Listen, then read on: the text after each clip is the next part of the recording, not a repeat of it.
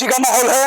और जो भारतीय जनता पार्टी की जो नीतियां थी, आज जनता के लिए सराहनीय काम किए हैं और जनता ने उन्हें सिर माथे रखा है। और जनता ने जो हमारे को इतने भारी बहुमत से दिल्ली में जिताया है, ये नरेंद्र मोदी जी की नीतियों का ही कमाल है। और भारतीय जनता पार्टी की जो नीति थी और जो योजनाएं थी वो जमीन पर लागू हुई है और दिल्ली की जनता ने उसका रिजल्ट, हमारे दिल्ली की जनता ने जो भारत सरकार को दिया है रिजल्ट, और उस रिजल्ट को आज जनता ने हमारे को पूर्ण बहुमत से हमारे को वापस किया है। लेकिन आम आदमी पार्टी तो दावे कर रही थी वहां पर हमने विकास किया है, काफी विकास के नाम पर वोट मिलेंगी, तो एकदम जो पलटाव है कहीं न कहीं क्या कहेंगे? नहीं, बिल्कुल विकास नहीं किया उन्होंने, झूठे केवल कागजों में विकास किया है। केजरीवाल ने अपना शीश महल बनवाया है।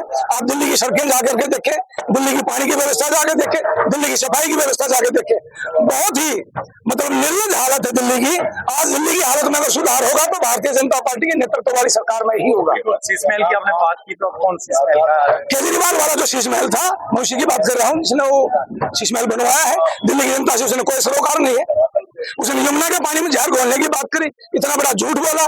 हरियाणा के मुख्यमंत्री पर आरोप लगा, भारतीय जनता पार्टी की सरकार को बदनाम करने के लिए काम किया। हरियाणा की जनता को गाली दी उसने, दिल्ली की जनता ने उसको रिजल्ट दे दिया। देखिए, जीत की ओर अग्रसर नहीं, दिल्ली के अंदर जीत चुकी है भाजपा, और 27 वर्षों के लंबे अंतराल के बाद भारतीय जनता पार्टी ने वहां पर एक ऐतिहासिक विजय हासिल की है। और पूरे कार्यकर्ताओं में बहुत इसको लेके जोश है, और हर कार्यकर्ता ने जमीनी स्तर के ऊपर बहुत मेहनत की है। उन सब कार्यकर्ताओं की मेहनत रंग लाई है। और उसके बाद जो केजरीवाल का जो झूठ का जो साम्राज्य फैलाया गया था, उसका पर्दाफाश हो गया। लोगों को हमारे प्रधानमंत्री नरेंद्र भाई मोदी जी की नीतियों में विश्वास जग गया, क्योंकि वो जो कहते हैं वो करके दिखाते हैं, और जो सोचते हैं वो जनता की भलाई के लिए सोचते हैं। केजरीवाल जैसे झूठे लोगों का जो 2 बार काट की उनकी हड्डियां चढ़ गई, अब वो जनता पूरी तरह से समझ चुकी थी कि ये लोग केवल मात्र मुफ्त की राजनीति का प्रलोभन देके, झूठे वायदे करके जनता का शोषण करते हैं, अपने लिए शीश महल बनाते हैं। वो सारी की सारी चीजें जो भारतीय जनता पार्टी के कार्यकर्ताओं ने जन जन तक पहुंचाई, और नरेंद्र भाई मोदी जी जो आज विश्व के सबसे लोकप्रिय नेता है, उनका जो पिछले 10 सालों का कार्यकाल अब 11वें साल में प्रवेश है, तीसरी बार जो केंद्र में सरकार बनी है, उनकी नीतियों को लेकर कार्यकर्ता हर जन जन के हर घर घर तक गया।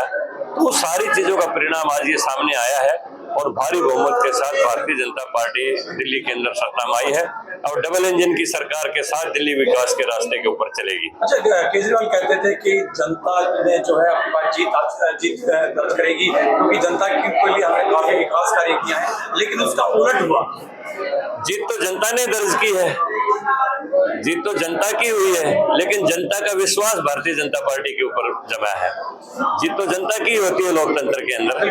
और जो केजरीवाल ने इस किस्म की जो बातें की, इस तरह तो कोई दुश्मन देश भी नहीं करता। देखिए, हमने पार्लियामेंट में भी कहा था और जनता के बीच में भी कहा था कि एक दिल्ली का पूर्व मुख्यमंत्री रहा हो, जिसका जन्म भी हरियाणा में हुआ हो, और हरियाणा की आधी आबादी रोजाना, मेरी समझ में तो 5 ट्रेनें तो रोजाना भर के रोहतक से जाती हैं दिल्ली कम्यूटर्स की, और इतना बेहुदा बयान दे कि दिल्ली में मास जेनोसाइड करवाना चाहती थी बीजेपी, हरियाणा सरकार जहरीला पानी भेज रही थी, ये तो मेरे इंजीनियर ने चेक कर लिया।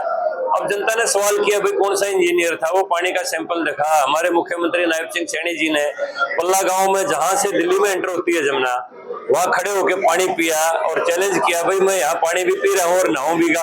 और तेने जहां पर चैलेंज किया था कि मैं 5 साल में जमुना को साफ कर दूंगा, वहां पर खड़ा होकर तू एक घूंट पानी पी ले और नहा भी ले, उसमें अगर तू जिंदा बच गया तो फिर तेरी को दिखाएंगे तू झूठा है या सच्चा है। तो वो सारी चीजें सामने आई, तो उसने नरसंहार से उसकी तुलना कर दी और हिरोशिमा नागासाकी के बम से कर दी। तो चारों तरफ हरियाणा बचा हुआ है, दिल्ली के 3 तरफ हरियाणा है। सबको लगा भाई ये आदमी अपने स्वार्थ के लिए किसी भी हद तक जा सकता है, कोई भी झूठ बोल सकता है। कांग्रेस को लेकर क्या कहेंगे? कांग्रेस को लेकर क्या कहेंगे? कांग्रेस की दावे करती थी अपनी बार, तो जिस कांग्रेस जो है बिल्कुल साफ वहां से हो रही है। मैं समझ नहीं पाया। कांग्रेस पार्टी को लेकर क्या कहेंगे, जिस तरह से दावे कर रही थी और बिल्कुल साफ नजर आ रही है? देखिए, कांग्रेस तो एक भूतकाल की पार्टी हो चुकी है। कांग्रेस को तो लोग याद किया करेंगे कि कभी कभी एक कांग्रेस पार्टी हुआ करती थी इस देश के अंदर, तो कांग्रेस का कोई भविष्य नहीं है, कांग्रेस का कोई जिक्र नहीं है। तो योजनाएं किस तरह की रहने वाली है दिल्ली के अंदर? देखिए, दिल्ली के अंदर तो सारी की सारी योजनाएं चरमराई हुई थी। सड़कों का बुरा हाल था, सीवरेज का बुरा हाल था, पीने का पानी नहीं था। 48,000 गरीब लोगों के लिए बने हुए मकान जो थे वो 10 साल में खंडर हो गए। केजरीवाल ने कब्जा नहीं दिया। उन्हीं की पार्टी, हमारी एक सांसद है, मैं नाम नहीं लूंगा इसके ऊपर, हमारी राज्यसभा में सांसद है, उन्हीं की पार्टी की है। उन्होंने बताया कि भाई साहब, मैंने एक दिन कह दिया जी 48,000 मकान जब गरीबों के लिए बने हुए हैं, ये रोड के ऊपर पड़े हैं, झुग्गियों में पड़े हैं, इनको कब्जे दे दो, मकानों के अंदर चले जाएंगे। कहने लगे, अरे तू नहीं जानती राजनीति कैसे की जाती है, अगर इनको मकान दे दिए तो फिर आत्मनिर्भर हो जाएंगे, फिर हमारा वोट बैंक कहाँ रहेगा, इनको ऐसे ही पड़े रहने दो। 48,000 मकान 10 साल में वापस खंडर हो गए।